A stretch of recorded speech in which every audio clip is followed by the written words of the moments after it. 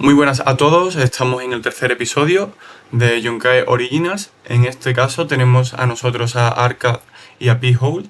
En este caso hablaremos sobre Bitcoin y su privacidad, ya que en muchos casos se habla sobre Bitcoin, pero vamos a ir un poco más allá de lo mundano y vamos a indagar, ¿no?, en la madriguera de la privacidad. En este caso no nos acompaña Alex, ya que no ha podido estar con nosotros. Así que bueno, muy buenas Arca, muy buenas Pijol, ¿qué tal? ¿Cómo estáis? Hola, ¿qué tal? ¿Todo bien? Pijol, Sí, muy buenas. Perfecto, ahora ¿qué sí. tal?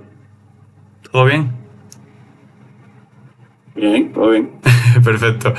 Bueno, lo primero que os quería preguntar es de dónde viene vuestro alias, ya que me parece muy interesante, creo que muchas veces nuestro nombre dice mucho más de lo que pensamos, ¿no? O nuestro nick. Y quería saber un poquito cómo lo escogiste, ya que me parecen que y cuanto menos curiosos. Bien, yo me interesé en Bitcoin en principio por eh, el tema económico, ¿no? Y me interesaba mucho pues leer acerca del dinero, ¿no? Sobre todo en cuanto a la mentalidad que tenemos acerca del dinero, pues me di cuenta de que estábamos engañados, ¿no? Y estuve leyendo varios libros y en ese proceso di con el libro de El hombre más rico de Babilonia. Y ahí el protagonista se llama Arcad y bueno, digamos que aprende de un sabio pues, que le enseña acerca del dinero. Y ese libro me tocó en ese momento, me gustó ese nombre y decidí pues crear un alias con ese nombre. Así que ese es el origen de mi seudónimo. Genial. Bueno, básicamente el mío viene de... soy un poco amante del tenis y veía mucho a Pete Sampras y bueno, tomé el Peter de Pistol Pete y el Hall, bueno, de aguantar todo lo que hay que aguantar en un país como el mío con los temas tanto económicos como de todo tipo, ¿no? A nivel económico, social, etcétera. Entonces básicamente sería eso. Entiendo. Algún día echamos partido, ¿eh? Qué reto. Genial. ¿Y el Ulbricht viene de Ross, imagino? Sí, correcto, sí. Me interesé un poco por la historia de Roth y estuve viendo todo lo que hizo, todo lo que aportó tanto para el mercado libre como para Bitcoin en sí, para que tuviera el primer caso de uso probado para Bitcoin en un mercado libre y bueno, todo lo que ha tenido que soportar por eso y sí, es una especie de, de motivo por el cual escogí también esa parte del nombre. Genial.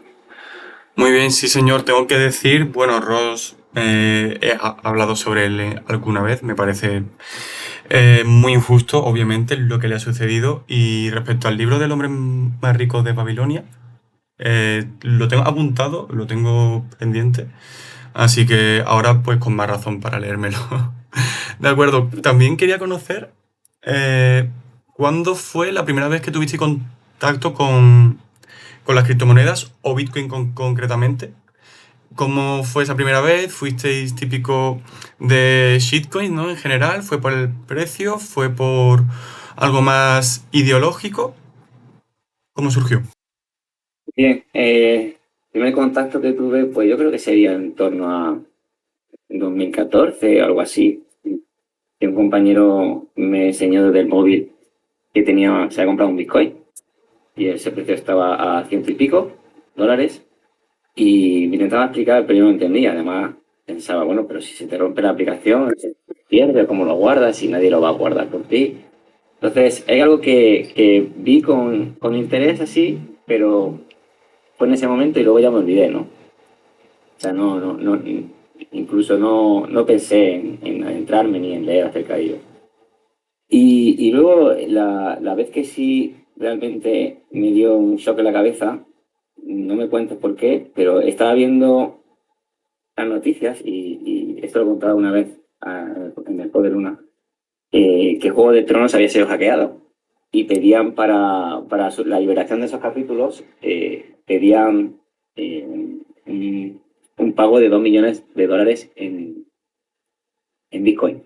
Ujú. No sé qué pasó en mi cabeza, no sé cómo se asoció eso en mi cabeza, que se me encendió una bombilla y me puse a estudiar. Me puse a estudiar sobre Bitcoin. Al final fue una cosa que no entendía nada. No entendía nada. No, me intentaban explicar cómo se guardaba algo. Alguien me explicaba en un móvil offline y decía, bueno, que si se rompe el móvil que pierde los fondos. Estaba súper confundido.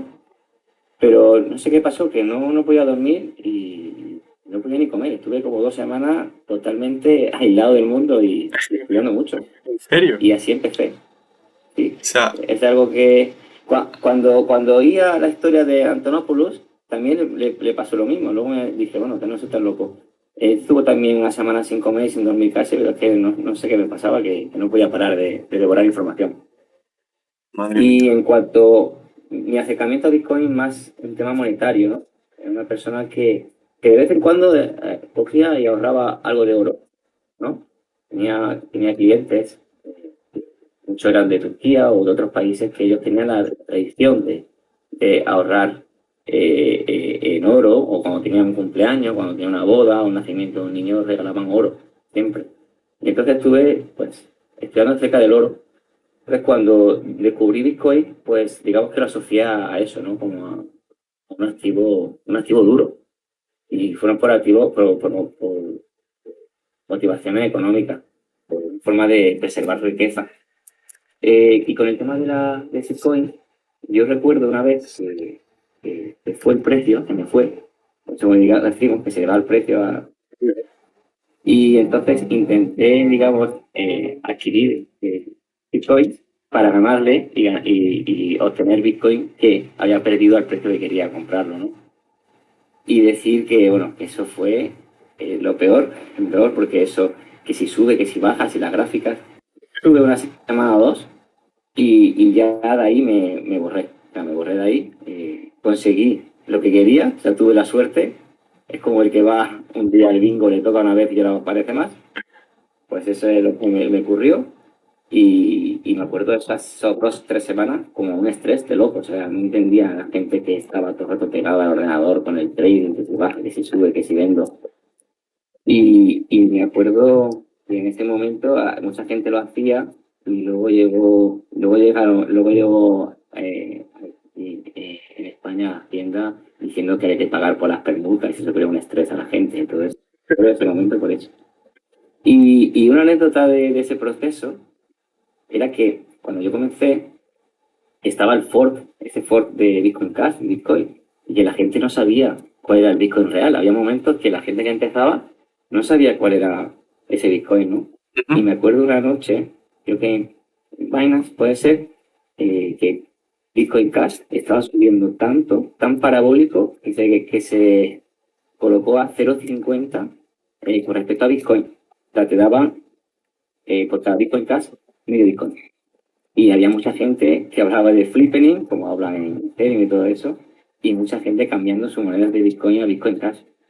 Y luego el posterior bajón. Me acuerdo de esa noche como una locura. O sea, es lo más loco que he visto de su vida desde que empecé. Y ahí fue como el bautismo de fuego. Ahí aprendí que era Bitcoin, que no era Bitcoin Cash, y ahí bueno, pues, seguí andando hacia el aprendizaje. Madre mía, es decir, comenzaste súper fuerte, pero además me quedo con una cosa, y es que comenzaste para preservar su valor o para preservar el valor y no para ganar euros, que es lo que se suele escuchar. Yo entro aquí para ganar euros, tal, y se acabó, pero me ha parecido muy llamativo Sí, eso. sí, como ya he leído, me acuerdo que me leí el libro de Oro y Plata de Maloney, había visto vídeos de Maloney y todo eso, entonces más o menos sabía de cómo funcionaba la inflación, el precio, o sea, cómo el valor del dinero se devaluaba con el tiempo, por la inflación, y siempre he sido bueno con los números en general y con el dinero así, en cuanto al manejo, y siempre comparaba, ¿no? Comparaba precios cuando era pequeño, con los sueldos de mi padre o cosas así, y, y digamos que notaba, ¿no? Realmente como el valor del dinero, pues, que se devaluaba por la inflación. Entonces, yo llegué a Bitcoin sabiendo eso. Claro. Es decir, ¿y comenzaste, antes de dar paso a Behold, comenzaste con un exchange o comenzaste directamente bien, por así decirlo? Mm, Pues digamos que empecé bien sin querer. Empecé bien sin querer. Básicamente antes era como, no sé, era más fácil, se tenía menos conciencia. Y me acuerdo que la primera vez fue de quedar con una persona que vendía en persona y intercambiar efectivo por Bitcoin. Esa fue mi primera. Pero sí utilicé Exchange más como prueba. Ujú. Realmente no compré grandes cantidades, pero sí, digamos que algo de datos sí dejé ahí, está claro. Claro, Cuando me di cuenta de todo, gracias a Dios no tenía unos grandes volúmenes ni nada de eso, era más o menos como un juego, como haber adquirido algo, pero sí había dejado como datos en dos o tres exchanges. Cuando me di cuenta, pues ahí es cuando comencé a advertir a los demás de lo que conllevaba dejar datos en la plataforma de terceros. sí señor, sí señor. Es decir, que lo que para muchos es como muy loco y muy complejo, y tú comenzaste como estándar, básicamente. Sí señor, Sí, ok. empecé así, me forzó el adquirir primero Bitcoin directamente en un exchange centralizado, me obligó a generar una wallet, a tener un hardware wallet y a poner los fondos ahí. Que de hecho, cuando lo gestioné no tenía ni idea y cuando veía la gran cantidad de direcciones que tiene una wallet, me agobiaba. Claro, Entonces, de hecho, el primer fallo que hice fue enviar mis primeros recibos, lo enviaba a la misma dirección porque ya como que si lo mandaba a otra dirección se iba a ir de madre en la wallet y no iba a encontrar nada. Entonces, o sea, empecé totalmente a ciegas y caí en todos los fallos posibles. claro.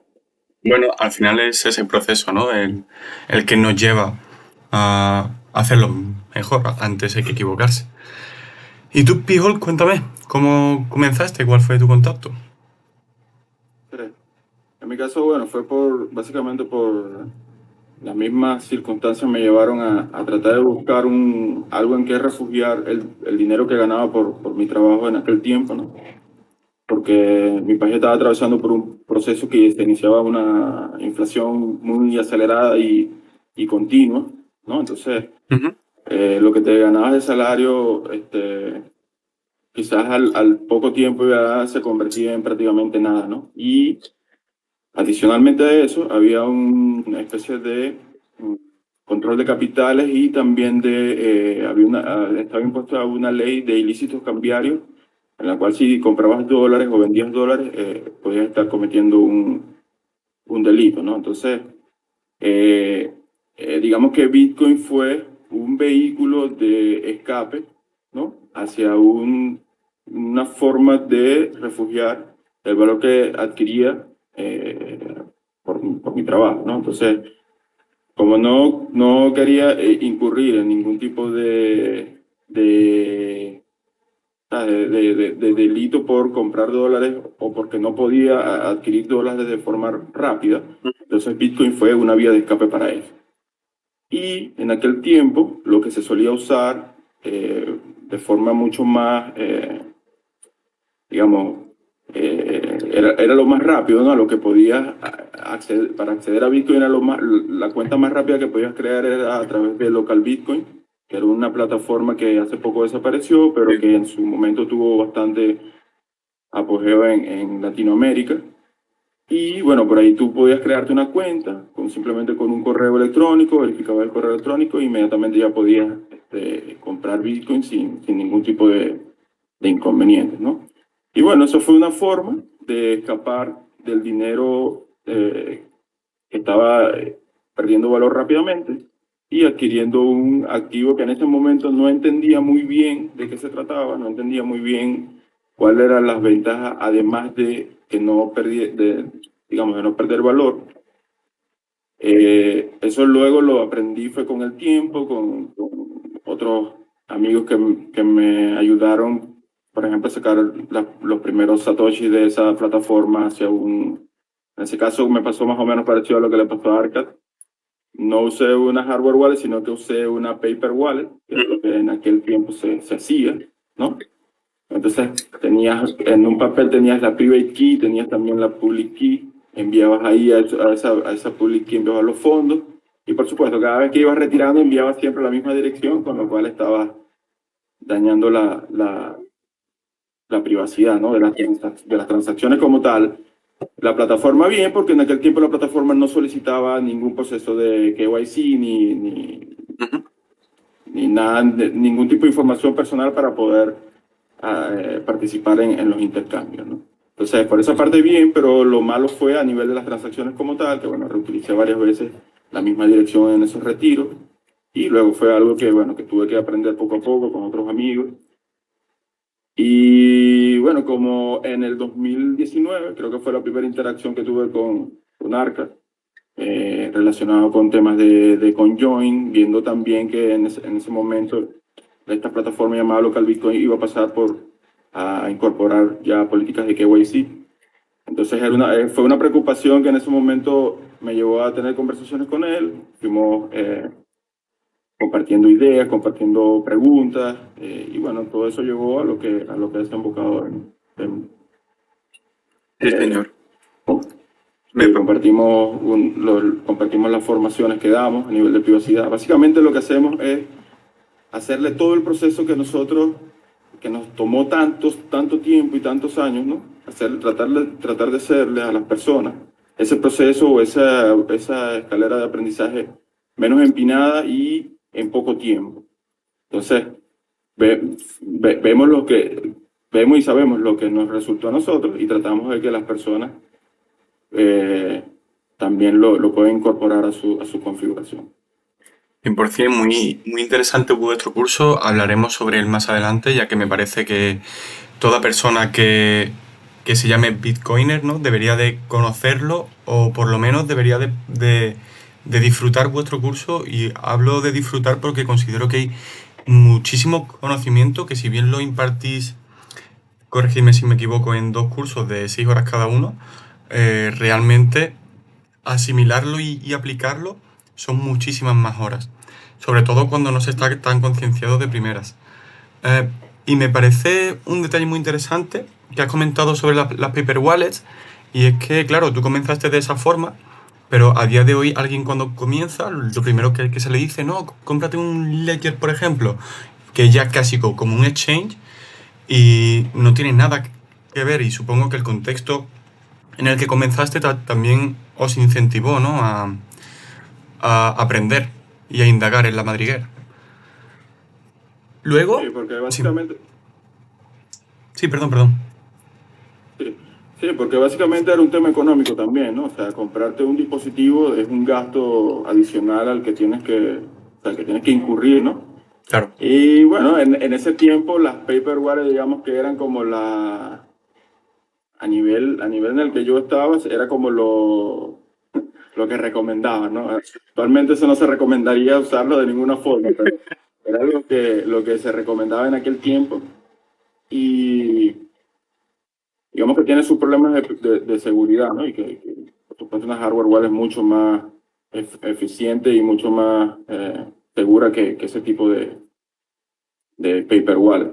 Pero digamos que fue un tema también económico en el sentido de que, bueno, lo quiero retirar hoy y es lo que tengo y vamos con eso. Claro.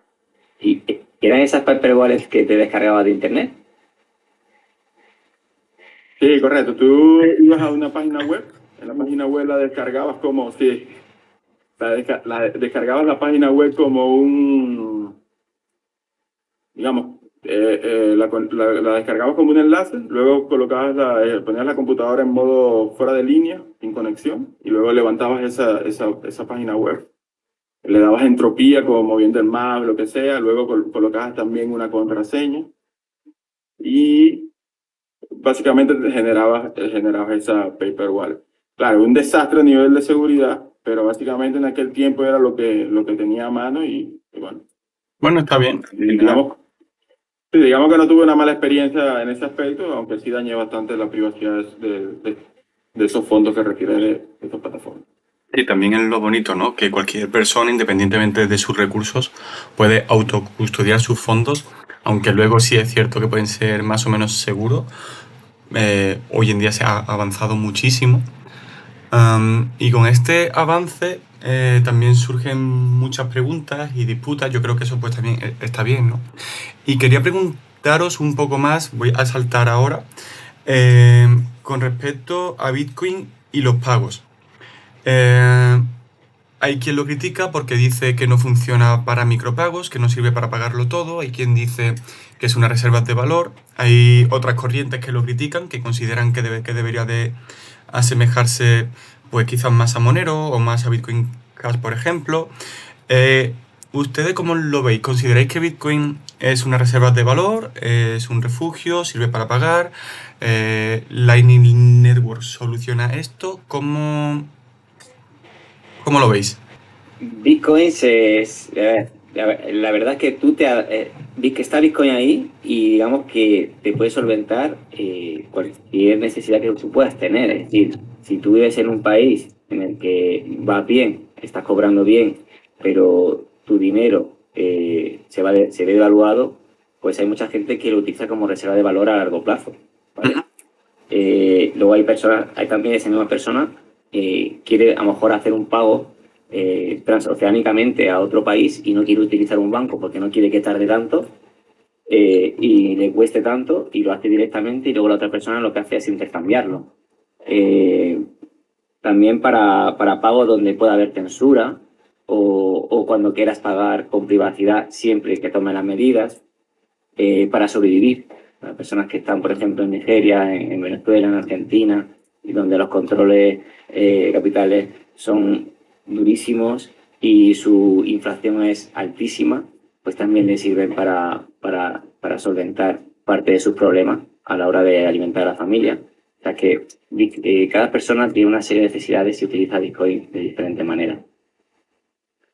Y bueno, con respecto a cómo debería ser Bitcoin, Bitcoin es así. O sea, Bitcoin es así. Satoshi Nakamoto decidió si quería oscuridad o si quería la capacidad de poder auditar la cantidad de monedas en la blockchain. Entonces, él mismo en el white paper hay una parte de privacidad en la que después de decidir eso, pues habla sobre aspectos importantes de privacidad, como no vincular tu nombre a una dirección y que todas las entradas de una transacción pertenecerían a la misma persona y que en un futuro pues habría que ver qué medidas tomar, ¿no?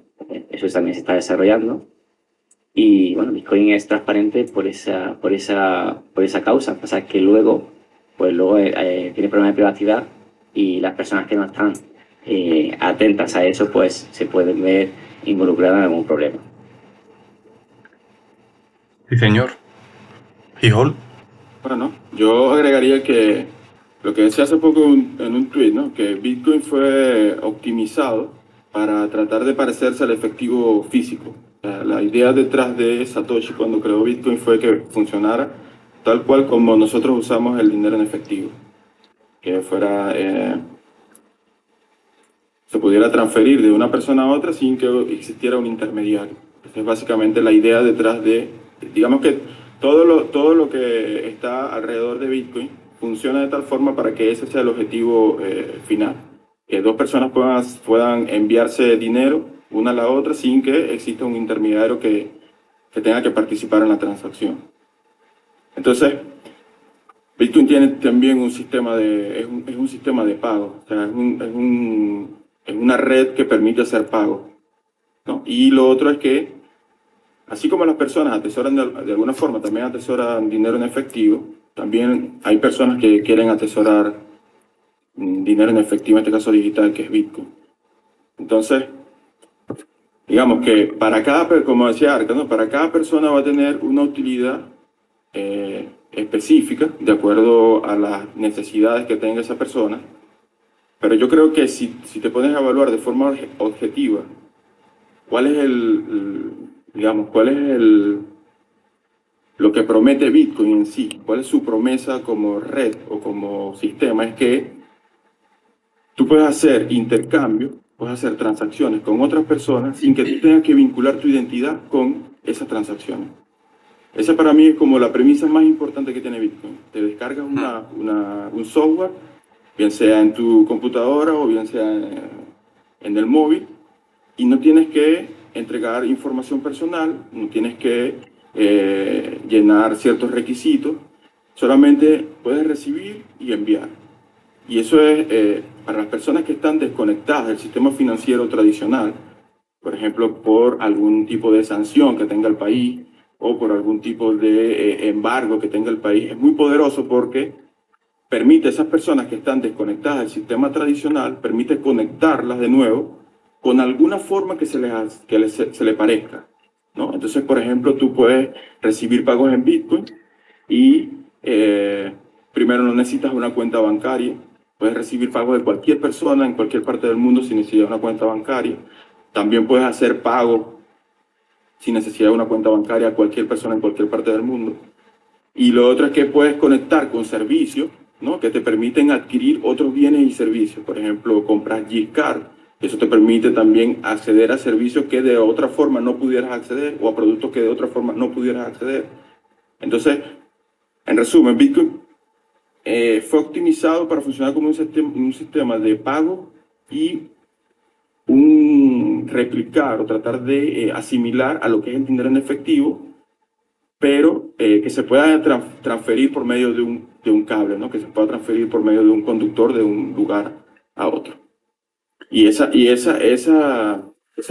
característica en sí misma es bastante poderosa y también es una promesa bastante poderosa el hecho de que no necesites entregar ni tu identidad, ni tu nacionalidad, ni tu número de identificación para poder hacer transacciones libres con otra persona. Efectivamente. ¿Cuántos servicios hay que limitan el uso de cualquier plataforma por ser de Irán, de Venezuela, de Corea del Norte, de cualquier país? ¿Cuántos? Un montón, ¿no? Y a colación de lo que decía Peter, ¿cuántas personas están limitadas en su país sin poder utilizar una tarjeta de crédito o una cuenta bancaria y sin poder desarrollar su actividad laboral? O sea, cuando alguien en un país cualquiera puede montar una página web y puede poner un procesador de pagos en Bitcoin y ofrecer su servicio a través de Internet, eso es un game changer. O sea, le cambia la vida automáticamente, democratiza, ¿no? Cualquiera en el mundo podría recibir pagos en cuestión de 30 minutos o una hora, montando la infraestructura y a funcionar. O sea, eso no te lo da nada, ¿no? Y más en un momento de vida donde la burocracia es súper pesada. Si hay 2-3 personas que quieren montar un negocio en diferentes países, estando en diferentes países, será un dolor de cabeza, y con Bitcoin te lo permite hacer en cuestión de poco tiempo y que nadie lo pueda censurar ni bloquear. O sea que la magnitud es gigante. Aquí en Europa quizá no lo veamos así porque estamos cómodos por ahora, pero el que está bancarizado, está en países donde tiene muchos límites, Bitcoin le cambia la vida. Sí, totalmente. Además, hay que tener en cuenta, yo lo comento siempre, que el tema del KYC es discriminatorio. O sea, aquí, como tú bien has dicho, estamos muy cómodos por ahora, pero es que hay países que ni siquiera tienes una identificación o que por ir de un lado a otro pierdes tu identidad. Esa persona no tiene derecho a poder aportar valor o recibir. Yo comparto totalmente vuestro prisma, ¿no? Y creo que totalmente es un game changer porque además considero que es imparable y que si se quisiera llegar a parar, son tantísimos recursos los que tendrían que llegar a invertir que no les merece la pena. Y con esto os formulo otra pregunta. Yo considero que Bitcoin no te tiene que prometer nada, puesto que ya funciona. Tú lo tomas o lo dejas. Sin embargo, lo que se califica como criptos o otras criptos no es así. ¿Consideráis que todo lo que no sea Bitcoin son shitcoins? Que todo lo que no sea Bitcoin en el mundo cripto, ¿no? Aunque sí es cierto que a mi parecer habría que separarlo, pero ¿consideráis que todo lo que no sea Bitcoin no sirve para nada o son shitcoins directamente?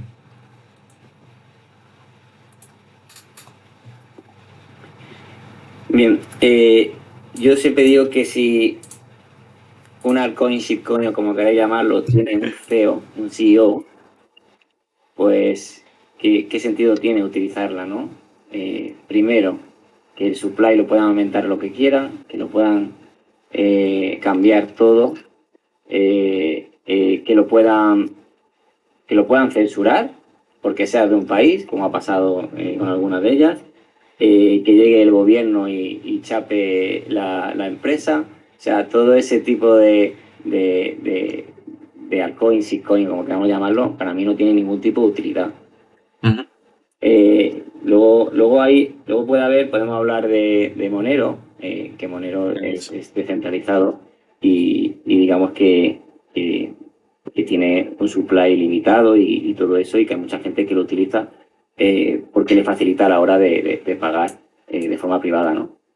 No calificaría a Monero dentro comparado con las shitcoins que tiene su CEO y se pueden bloquear en cualquier momento, la pueden modificar. Pero Monero, yo la veo como, por ejemplo, Monero la veo como una herramienta, ¿vale? Como una herramienta, pues para alguien que quiera cambiar de Bitcoin a Monero, de gastar en algún producto que sí acepte en Monero, o por ejemplo, pues para cuando hagas proceso de CoinJoin y tengas muchos tóxicos, te vas a pasarlo a Monero para luego gastarlo desde ahí o volver. Para mí tiene una función más de herramienta. También hay una serie también de limitaciones y sobre todo uno de ellos es el cuando la gente hace swap de Bitcoin a Monero y lo que utilizan son exchange centralizados, muchas veces que se han quedado con las monedas en salir corriendo. Entonces ahí requiere confianza. Entonces yo no calificaría a todas de la misma manera, pero sí veo la superioridad de Bitcoin por el poder de extensión que tiene, el poder en cuanto a red, el poder de red que tiene Bitcoin es insuperable y creo que está por encima de todas. Obvio. Y bueno, si tuviese que salvar alguna, pues tal salvaría a Monero, pero la tendría como una herramienta de apoyo para Bitcoin. Sí, señor. Igual. Sí, digamos que yo comparto un poco el criterio de Arca y agregaría que uno puede llegar a determinar si una moneda de estas es viable, ¿no? Viable de usar o no. Primero, si se le puede imponer a la plataforma que la emite o todo el ecosistema que está alrededor de ella, si se le puede imponer que aplique políticas de KYC, digamos que es una criptomoneda que es inviable. Si esa criptomoneda además no te permite correr tu propio nodo, del cual tú puedas validar tus transacciones y puedas emitir tus propias transacciones, que no te puedan, digamos, mañana desconectar de ese sistema para tú poder hacer una transacción, entonces, digamos que si no te permite eso, también es una criptomoneda que es inviable, ¿no? Porque el principio de una criptomoneda es que sea incensurable sus transacciones, que se puedan realizar pagos sin intermediario y que no se puedan hacer tampoco, no se puedan implementar políticas de KYC, ¿no? Esas serían como las premisas que yo pondría para que una criptomoneda pueda funcionar de forma eficiente y pueda cumplir lo que debería ser una criptomoneda, porque de nada te sirve a ti tener una cuenta en cualquier plataforma de estas y que luego esas transacciones se puedan congelar, se puedan echar para atrás o se deba entregar información personal o tu nacionalidad para poder hacer una transacción, ¿no? Entonces, digamos que esa resistencia a esas imposiciones, Bitcoin las ha, en el largo tiempo que ha tenido funcionando, las ha logrado superar, ha logrado convencer a las personas de que se puede seguir haciendo transacciones resistentes a la censura y, bueno, cualquier otra criptomoneda que pueda cumplir esa función, entonces es también una criptomoneda que es viable, ¿no? También habría que ver el aspecto técnico, por ejemplo, cómo funciona la wallet en ciertos ambientes, con cierta conectividad, cómo es viable usar esa criptomoneda de acuerdo, por ejemplo, a si la wallet se conecta bien al servidor, si puede descargar, puede ver las transacciones que está dentro de la wallet, porque a veces en ciertos lugares del mundo la conectividad de esos países es limitante y una billetera de, por ejemplo, una cierta criptomoneda puede quedar inutilizada porque simplemente la banda de descarga para poder ver las transacciones de esa criptomoneda en específico no es eficiente, ¿no? Y eso lo ha sabido de alguna forma también resolver el Bitcoin. Tú levantas una wallet de Bitcoin y al poco tiempo ya tienes cuánto tienes, puedes hacer una transacción. Entonces, eso también yo lo vería como un aspecto a tener en cuenta, ¿no? Qué tan eficiente es para lo que quiere hacer el usuario, que es al final hacer transacciones, enviar y recibir fondos. Digamos que hay mucha gente utilizando stablecoins que están muy confiadas. En cualquier momento pasa algo y fondo bloqueado. Además, el grado de privacidad que tiene es ínfima, no tiene nada de privacidad. Se asocian con otros fondos dentro de la wallet, en el caso de que se utilice en la red de Ethereum. Y están muchos confiando, teniendo fondos y ahorros en stablecoins. Y esperemos que en algún momento no pase nada con el tema de regulaciones y que bloquee el fondo al usuario. Así que eso, por ejemplo, con Bitcoin no te va a pasar. Exacto, yo hago una gran diferencia cuando hablo de criptomonedas, ¿no? Y creo que Bitcoin y Monero están a otro nivel porque ya hacen lo que dicen que hacen, no te tienen que prometer nada. Y el resto de criptos, que lo considero simplemente pues promesas, especulaciones y una forma, bueno, en algunos aspectos a nivel empresarial creo que puede resolver ciertas funciones que sí que podrían ser útiles, pero obviamente no nacen de lo que nacen tanto Bitcoin como Monero, que es muy, muy diferente. Y con esto ya quiero pasar a vuestro curso. Es un curso que cuando sacasteis no dudé en entrar porque, bueno, como ya os he comentado antes, os sigo desde hace mucho y sé que cuando habláis es con conocimiento de causa. Y decidí entrar y tengo que decir que mi opinión es muy buena. No podría decir otra cosa. Os felicito por completo porque, bueno, hablo de mi opinión y ya lo expreséis vosotros. El primer curso que es para más iniciarse, creo que casi cualquier persona, ¿no?, que haya tenido cualquier tipo de contacto con las criptomonedas es capaz de asumir, aunque considero que para algunas personas puede ser algo complejo. Eh, yo para mí lo conocía pues casi todo, pero siempre hay cosas que clarificáis y lo hacéis muy sencillo para que cualquier persona pueda entender que también ahí hay un gran trabajo.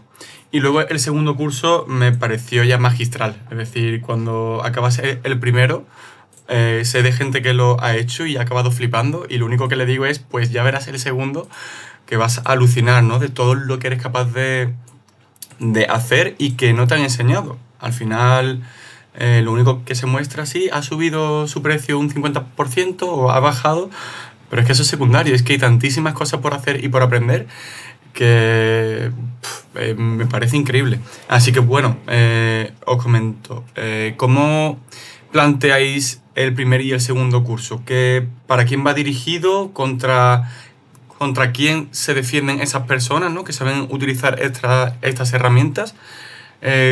¿Cómo lo planteáis? Esa explicación la va a hacer Peter, que lo hace muy bien. Voy a explicar un poco acerca de la historia, cómo empezó, que fue empujado básicamente por los usuarios que nos siguen. Y bueno, fue una conversación de Peter conmigo y básicamente los dos estábamos hablando de lo mismo, ¿no? Era un deseo que queríamos hacer porque es muy difícil expresar, enseñar o expresar los problemas de privacidad que tiene Bitcoin si la gente no sabe cómo funciona una wallet y la gente no sabe cómo funciona una transacción, cómo hace una transacción, porque la mayoría de usuarios están recibiendo a su hardware wallet fondos que compran, pero de ahí ya nada, ¿no? De hecho, hay muchos usuarios que han intentado comprar el curso, pero han tenido miedo de mover su wallet porque no saben hacer transacciones y han tenido que comprar el precio para hacer el pago, ¿no? Y que hay muchos que están en pánico, no saben ni cómo actuar. Entonces, hablamos acerca de hacer un curso. Yo venía a hacer un curso individual sobre Electrum y luego Sparrow, que salió, Y entonces aquí ya nos unimos y bueno, trabajamos bastante duro porque el contenido que hay de privacidad en Bitcoin está disperso, no está masticado, es complicado. Cuando te metes en las páginas te echan para atrás porque para los Sí. demás es difícil. Entonces estuvimos meses de recabar información, de masticar, de ordenar y hasta que empezamos con el curso 1, ¿no? Y toda la información, pueden decir, toda la información está, sí, pero hay que organizarla, hay que masticarla. Y luego otra cosa más importante que es integrarla. Tú puedes estar en un curso de 3 4 5 horas que si luego no practicas, no sirve para Claro. nada, se te va a olvidar, ¿no? Es como la escalera de aprendizaje, ¿no? Como son 4 fases, que la primera es, eres incompetente e inconsciente. Eres inconsciente, no sabes que estás haciendo las cosas mal. Luego pasas al siguiente nivel, que es eh, incompetente consciente. Te empiezas a dar cuenta que estás haciendo las cosas mal. Y entonces ahí cuando aparece la urgencia, la gana de aprender, esa necesidad. Y luego cuando vas aprendiendo, está en la fase de competencia consciente. Es decir, tienes que estar muy, muy atento, muy, muy consciente, gastas mucha energía para hacer las cosas bien. Y luego, y esto que queremos es con las prácticas, es pasar al nivel 4 que es ser competente inconsciente. Es hacer las cosas bien sin tener que poner energía y foco en ello. Entonces, lo que surgió de ahí es decir, bueno, podemos hacer estas clases lectivas que hacemos de 3 horas un día y 3 horas otro, pero aquí lo importante es la práctica, porque si se van sin practicar, no van a entender nada ni lo van a aplicar después, se les va a olvidar. Entonces diseñamos 5 días de prácticas, cada día de las prácticas cada día durante esos 5 días tiene una serie de ejercicios, Sí. que son ejercicios prácticos de descargar una wallet, de utilizar la envía testnet, de recibir moneda, de enviar, de enseñamos el coin control, o sea, todo práctico. O sea, tú puedes saber todos los procedimientos, hay gente que ha venido al curso y que dice, yo sé hacer Whirlpool, yo sé hacer transacciones, pero hasta que no se ha visto los ejercicios realmente no se está dando cuenta de cómo funcionaba realmente y de los errores que estaba cometiendo. Entonces yo creo que el tema del lectivo es la avanzadilla y las prácticas es donde está en el campo de batalla, o sea que son intensas, o sea, son 2 horas al día, o sea, Sí. básicamente cada curso entre la parte lectiva y la parte de práctica, pues en total suelen ser 15 horas. O sea Sí, sí, sí. que se da mucho para lo que cuesta el curso. Pero nuestro objetivo básicamente, lo que queríamos es egoístamente expandir una red de personas que conociesen cómo transaccionar con Bitcoin y que esas personas también extendiesen conocimiento a los demás y que así pues todos de forma egoísta digamos que no beneficien. Ok, y frente a quién te puedes llegar, o sea, con vuestro curso, cualquier persona que lo aplique correctamente, obviamente, se puede defender o ocultar de cualquier tercero que trate de observarle, o queda algo que el curso se le escape. No, totalmente te enseña a poder lidiar con cualquier situación, ¿no? Por ejemplo, hablamos siempre de análisis como que está vigilando de forma abstracta a todo el usuario, como si fuese el ojo que todo lo ve, ¿no? Es algo que no se puede medir, hombre. Si estás en una exchange centralizada, sabes que te van a vigilar todo lo que has comprado y a dónde van tus monedas y todo el seguimiento te lo van a hacer fácilmente, porque la mayoría de la gente hace transacciones básicas y es muy fácil de seguir, ¿no? Ujú. Pero más allá de eso, o sea, lo más simple de todo eso es que tú transaccionas con otras personas. Yo te puedo enviar a ti una cantidad y luego yo a posteriori yo puedo ver qué haces con tus monedas y tú puedes ver qué hago yo con mi cambio, si hubiese cambio esa transacción. Entonces tú coges los fondos que yo te he enviado y sin tener en cuenta nada, coges todos los fondos de tu wallet y envías una transacción consolidando todos los fondos. Pues ahí voy a saber yo toda tu actividad económica o la actividad económica de esa transacción. O sea, a lo mejor tú no quieres saber que tú tienes tal cantidad. Yo transacciono contigo, te envío $100 y luego tú esa moneda la unes con otras en un pago y a lo mejor son 10 Bitcoin. ¿Te interesaría que yo supiera eso? Pues a lo mejor no te interesa, ¿no? Entonces, es importante que cada vez que tú transaccionas con otro, estás dejando la información al otro y el otro a ti. Entonces, eso es importante. Es por eso que muchas veces hay muchas entidades que envían pequeñas cantidades a wallets de diferentes usuarios para ver si caen en la trampa de consolidar fondos y digamos, averiguar la actividad económica que tienen en esa wallet. Entonces, son cosas básicas que mucha gente cae y que no atiende, ¿no? O por ejemplo, cuando tiene un cambio de un pago y luego lo une a otros y lo va uniendo a otros y va haciendo como una cadena de pelado de fondos asociando todos los pagos a diferentes observadores por cada vez que pagan.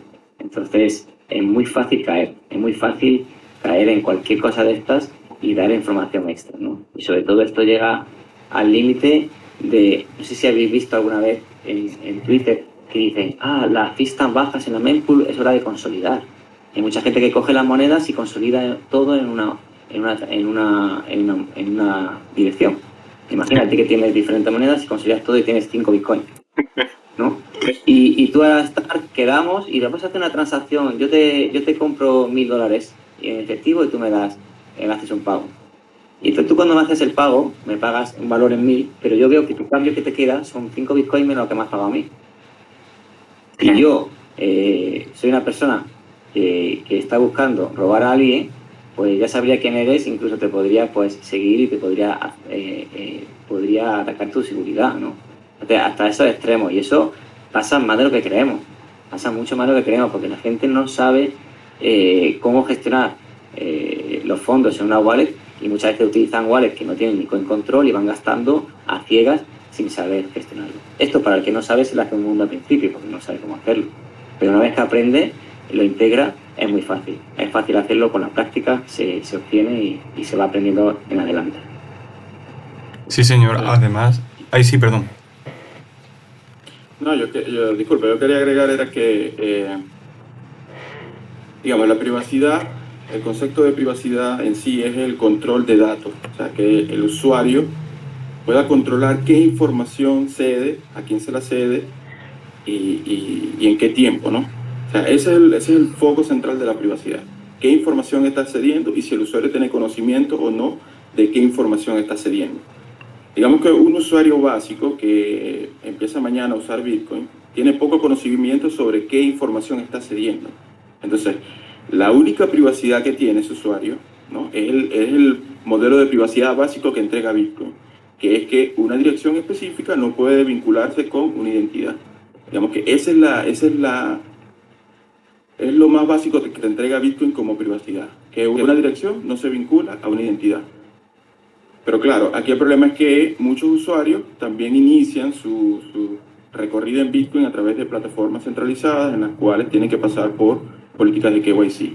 Ese modelo básico de Bitcoin para esos usuarios básicos se ha roto porque ya una dirección de su wallet está vinculada a su identidad, ¿no?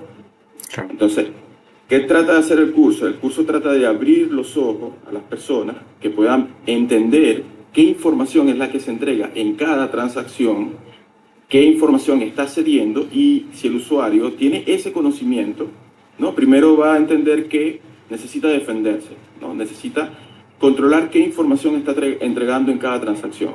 Y luego, por supuesto, necesitamos las herramientas que nos ayuden a corregir esa deficiencia que tiene Bitcoin.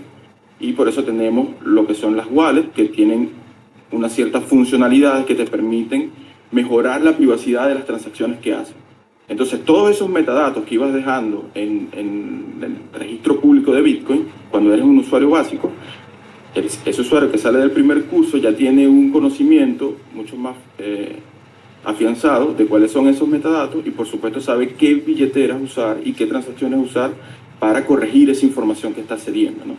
Es como cuando nosotros usamos nuestra computadora, nuestro móvil, sin mayor tipo de conciencia de qué datos está entregando a la red. Somos usuarios iniciados que utilizamos nuestros móviles y ordenadores de forma básica y por supuesto estamos cediendo una gran cantidad de metadatos a dónde nos estamos conectando, qué tipo de procesador usamos, qué tipo de sistema operativo usamos. Algo similar ocurre cuando haces transacciones en Bitcoin. Cuando haces transacciones en Bitcoin se puede llegar a saber qué tipo de wallet estás usando según la huella que deje esa wallet. También se puede llegar a saber a dónde va el pago con un alto grado de certeza. También se puede llegar a saber a dónde va el cambio. Entonces, digamos que esa data que el usuario básico no conoce y que no tiene por qué conocer, es lo que tratamos de, primero que el usuario visualice en el curso y luego cómo corregirlo, que es lo más importante y lo que nosotros hacemos más enfoque, y por eso es que las prácticas son, están enfocadas en eso, ¿no? Los ejercicios están enfocados en que el usuario tenga el control de sus datos, el control de sus fondos y también tener el control de la privacidad de sus transacciones. De hecho, cuando empiezan, como muchos creen que, bueno, están utilizando direcciones que no están asociadas a su identidad, dicen, bueno, esto, como tiene de forma abstracta, parece que es privado, ¿no? Pero cuando empezamos en el transcurso del tiempo y empezamos a desenmarañar todo, siempre decimos lo mismo, digo, voy a pasar por una etapa de desilusión, luego vas a llegar a una de depresión, y luego va a ser el incentivo a aprender herramientas y a ver Bitcoin con otro ojo, ¿no? Y eso a muchos que no tienen conciencia de eso les pasa. ¿Okay? Siempre a mí me pasó, no sé si a Peter le pasó, pero para mí fue una decepción saber que la trazabilidad en Bitcoin era más sencilla de lo que pensaba en mi mente. Claro, además, yo creo que eso es otra cosa buena que tiene Bitcoin, que es una herramienta muy poderosa y que tú eliges si vas a ser blanco, negro o gris. Al final, yo creo que, por ejemplo, si nos vamos a Monero, es algo que acabará siendo prohibido en todos lados, y Bitcoin va a ser algo que se aceptará en todos sitios, o que yo creo que acabará siendo muy adoptado, ¿no?, por la masa, porque es muy transparente. Y la mayoría no se va a preocupar, yo creo, por esa transparencia, porque de hecho ya la tienen siempre cuando utilizan cualquier entidad regulada y les da igual. Sin embargo, creo que sí va a servir para que muchas personas tengan esa chispa de, oye, esto puedo hacerlo, y no tienen por qué hurgar, ¿no?, en lo que yo estoy haciendo. Y creo que eso da mucho valor. Creo que Bitcoin está abriendo los ojos a muchísimas personas en diferentes aspectos. Al final hay quien entra por lo económico, hay quien entra como refugio, pero es que hay tantísimas cosas de las que aprender alrededor de él que nos podemos tirar hablando horas. Y bueno, que os voy a contar, ¿no?, que lleváis tantísimos años. Y Yo diría sí, que, sí, Didi. yo diría que hay que hacer también una alerta con respecto a las personas que, digamos, que utilizan este tipo de plataformas reguladas, ¿no? Por ejemplo, bancos o exchange o todo esto. Y la alerta es que la privacidad que entrega Bitcoin, ¿no?, es en cierta medida inferior a la privacidad que te puede entregar una cuenta bancaria. Y eso, en cierta medida, hay que alertarlo porque es también un tema de seguridad. Cuando una persona le hace un pago a través de su tarjeta de débito o le hace una transferencia bancaria a otro usuario, ese otro usuario no puede saber cuántos fondos quedan en la cuenta o en la tarjeta de débito del usuario que le emitió ese pago. No lo sabe porque hay una barrera de protección que la crea el propio banco. Digamos que la privacidad a nivel de entre usuarios en una cuenta bancaria es relativamente buena. Luego no tienes privacidad delante al tercero de confianza, que es el banco. Tienes cero privacidad porque puede ver todas las transacciones y puede saber quién eres tú y todo lo demás, ¿no? Pero a nivel de privacidad entre usuarios es una buena privacidad. Esa privacidad, en comparación con la de Bitcoin, no es igual. La privacidad de Bitcoin como dije al principio, se relaciona con mantener las direcciones alejadas de la identidad. Ese es el modelo básico de privacidad. Pero un usuario que es inconsciente de cómo son las transacciones en Bitcoin puede incurrir en ceder información de más a otro usuario, y era lo que marcaba Arcad en su comentario anterior. Ese otro usuario aprende información, digamos, que es demasiado reveladora, por ejemplo, una gran cantidad de fondos que le quedan a ese usuario que emitió el pago. Entonces puede ser un tema de seguridad para este usuario que está enviando un pago a otro usuario. Ya estaría todo. No sé si tenéis algún consejo que queráis dar, si hay algo que os ha quedado en el tintero. Vale. Para que está en Bitcoin y está almacenando fondos en Hardware Wallet, que son muchos que están almacenando a futuro, y que no están usando Bitcoin, yo recomendaría que lo usasen.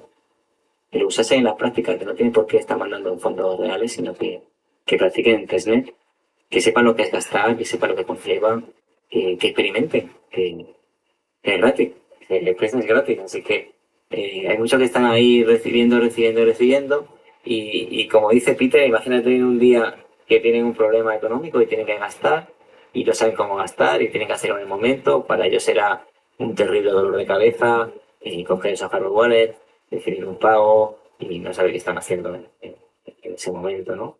Entonces sí que recomendaría que practicasen, por lo menos supiesen gastar, aunque fuesen plazos.